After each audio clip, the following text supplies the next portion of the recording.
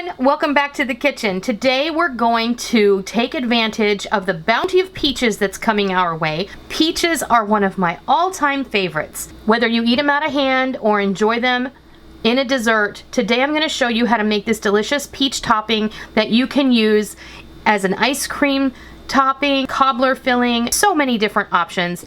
I can't wait to show you how this all comes together.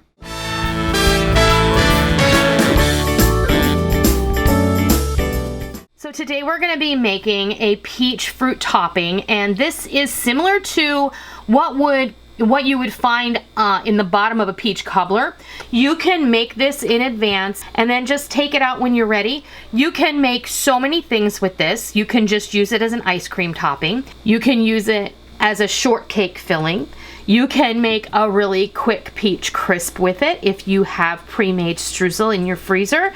And really, you could just enjoy this. What you're gonna need, I just peeled and sliced my peaches, 8 to 9 cups of peaches, 2 cups of granulated sugar, a half a cup of orange juice. You can also use water. The orange juice gives this a real brightness and a little bit of acidity. And you're gonna need a 1/4 cup of cornstarch. So this is gonna make it nice and thick and beautiful. I'll be right back because we have to put this in a pot on the heat and we have to cook it. I've got my peaches in my pot. This is super easy, guys. This is very similar to how I make my peach cobbler filling. I like to cook it first. Now, my mom, she never cooked her fruit filling for her cobblers, but I find that it makes this filling so much nicer to eat, and it cooks up so much better, and it has so much better flavor. So this is really an awesome way to make topping or whatever. You guys, you just want to put this in a bowl with a little bit of whipped cream. Enjoy. It's no joke. It's that good. So I've got my peaches, our sugar, our cornstarch, and our orange juice in here. Now remember, it doesn't look like there's a lot of liquid in here because there isn't. Because as this cooks, your peaches are going to release a lot of their liquid, and that means they're going to release a lot of their flavor.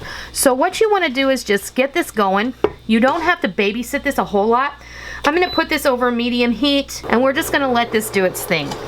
So what's going to happen is you're going to hear this start to bubble a little bit as it cooks. Come over and give it a stir when you hear that happening. Because you want this to simmer until the fruit is soft, the sauce is thickened, and it's transparent and not opaque. You see how everything kind of looks like it's covered in a milky, see down here, it looks milky, because the sugar and the cornstarch have not dissolved, and that's why you have to cook it. Because it's gonna make a beautiful, transparent, thick sauce that's going to be full of peach flavor. It's going to be tinged a little bit pink because of the center of the peaches, and it's going to be absolutely delicious.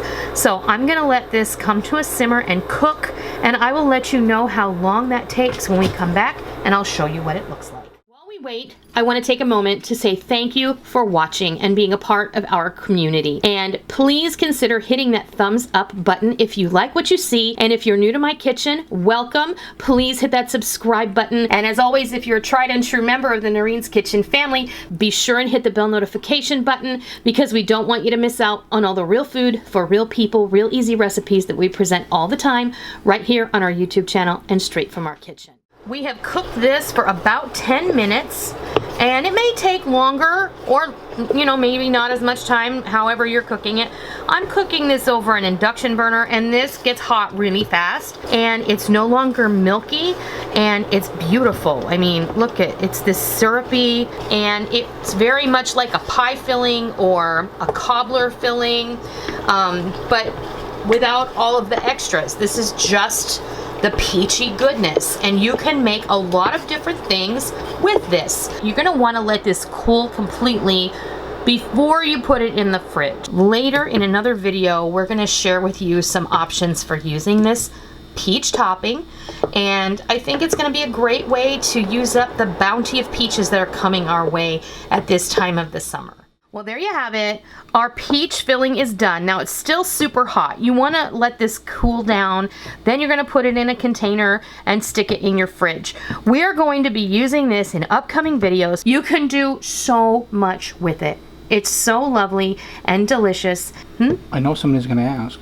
What? Can you can these the way they are right now? This is not a recipe for canning. That's a good thing that Rick brings up. If you want to can peach pie filling, you're going to need to use cookable clear gel, not the instant kind.